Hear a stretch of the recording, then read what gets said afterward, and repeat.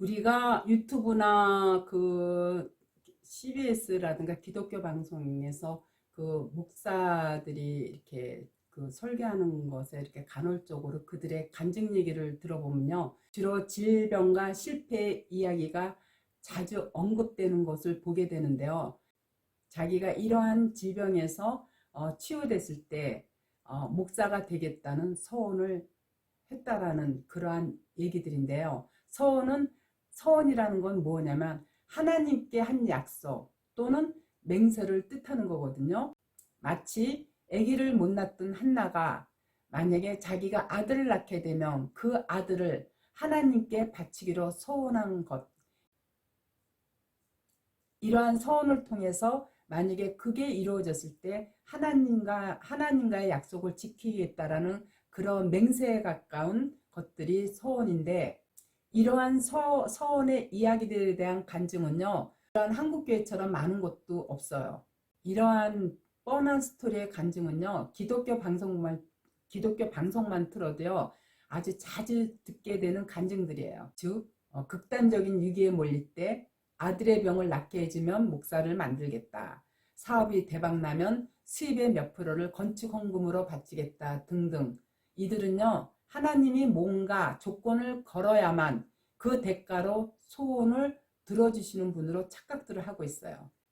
이상하게 우리나라의 하나님만 이런 조건을 붙여야 기도를 들어주시는 하나님이 되어버리셨어요. 내가 손해볼 때 어떤 조건을 붙여야 하나님의 기도를 들어주실 것 같은 생각은요, 그런 거는 미신이지 신앙이 아니에요. 그렇기 때문에 맹세의 피해를 알고 계셨던 주님께서 이렇게 가르치신 거예요.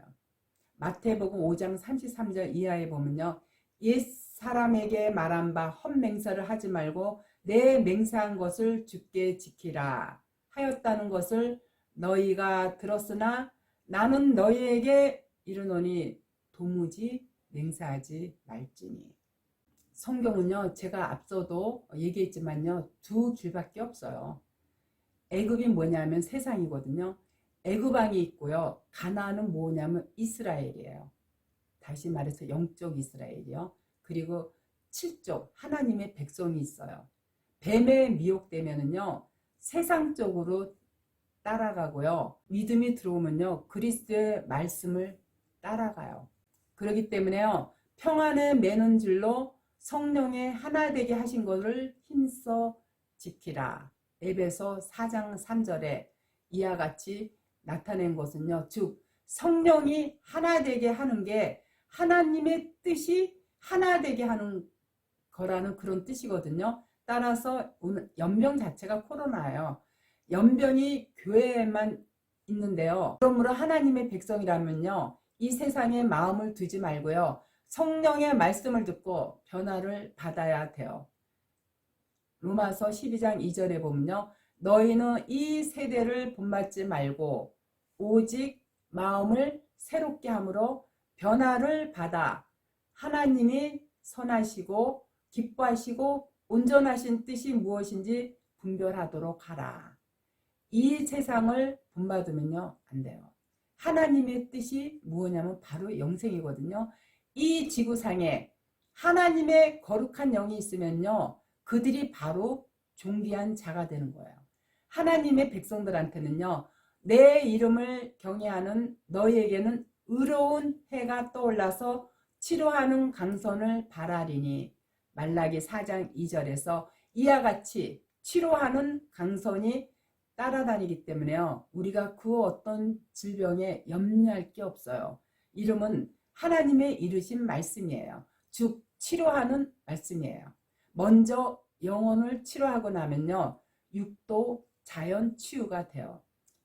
요즘 요 몇 년간 그야말로 코로나 때문에 세상이 얼마나 시끄러웠어요. 그러나 우리는요, 하나님께서 지켜주시기 때문에요, 걱정할 것이 전혀 없어요.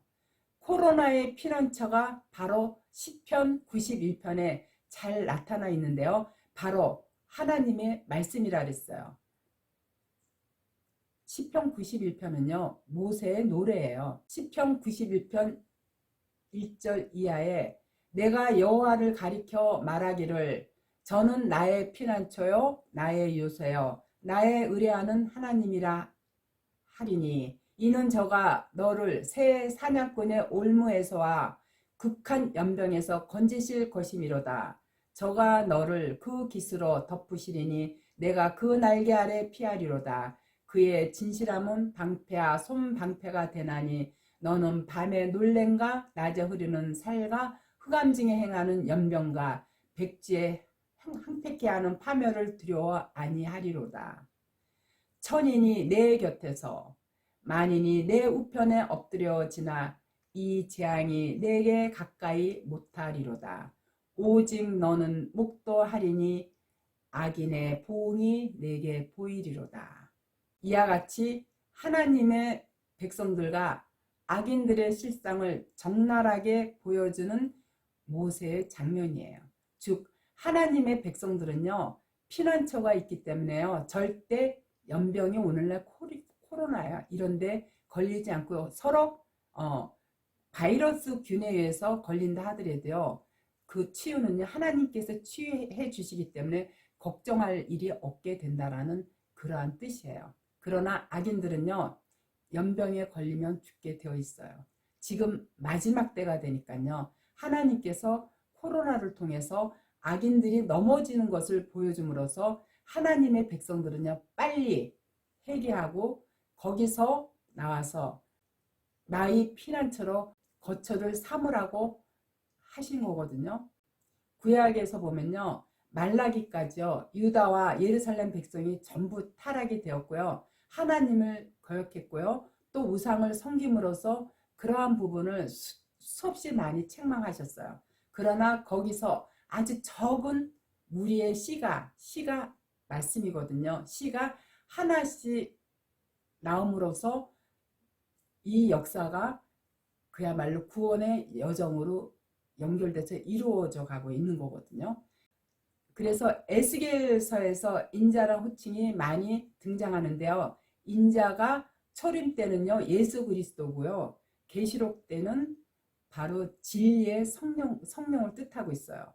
성령이 곧 진리의 말씀으로요. 하나님의 말씀을 뜻하거든요. 그런데 오늘날 목사들이 이러한 것을 깨닫지 못하니까요. 성경에서의 복 자체가 영생임에도 불구하고 율법에 매여가지고요. 물질의 복으로 착각하고 있어요. 성경은요. 창세기에서 계시록까지 전부 예수 그리스도가 오셔서 우리의 죄를 도말하시고 우리를 위해서 대속을 하심으로 우리가 계시록의 새하늘과 새 땅에 하나님이 건설해 놓으신 그 하나님 나라로 들어갈 수 있다는 것을 전부 밝혀놓은 것이죠. 그 외에는 그 어떤 것도 없어요. 우리 교회들은요. 말씀을 잘 깨달아 알아야 거짓 목사들한테 그리고 거짓 교리들한테 속지 않을 수가 있어요. 신천지 이만희가 왜 교회들만 침입해 들어가서 교인들을 빼내갔는지 아세요? 교회들이 성경을 너무 모르기 때문에 그 틈새를 타고 들어가서 교인들을 다 빼내온 거예요. 그렇지만 그 사단인 이만희조차도요. 하나님께서 들어서 사용하시는 거예요. 왜냐고요? 교회들이 너무나 폐역하니까 1차 심판이 바로 신천지의 이만희를 들어서 사용하신 거고요. 두 번째가 바로 이 코로나를 통해서 교회들한테 지금 때가 가까이 왔으니 너희들 말씀 안으로 회개해서 돌아오라고 이 연병을 온 세계에 퍼뜨린 거예요. 교인들은요. 코로나라든가 첫째의 기근이 어떤 가뭄으로 인한 기근을 말하는 게 아니라 물론 그러한 기근들을 통해서 오늘날 교회들이 하나님의 백성들이 영적 기근에 메말라서 처처에 지진이 일어난다는 것은 갈라지는 걸 나타내는 거거든요. 그래서 뿔뿔이 하나님의 백성들이 흩어지는 것을 경계한 말씀이기 때문에요. 교인들은요, 이러한 말씀을 깊이 상고하고요, 영적 기갈에서 헤매고 있는 많은 하나님의 백성들은요, 말씀 안으로 돌아와서 그 생명새의 말씀으로 여러분들의 영혼이 치유됨으로써 지성소에 이를 수 있는, 다시 말해서 하나님의 백성으로 거듭날 수 있는 여러분들이 되시기를 간절히 기도하고 또 기도하는 바예요. 아시겠죠?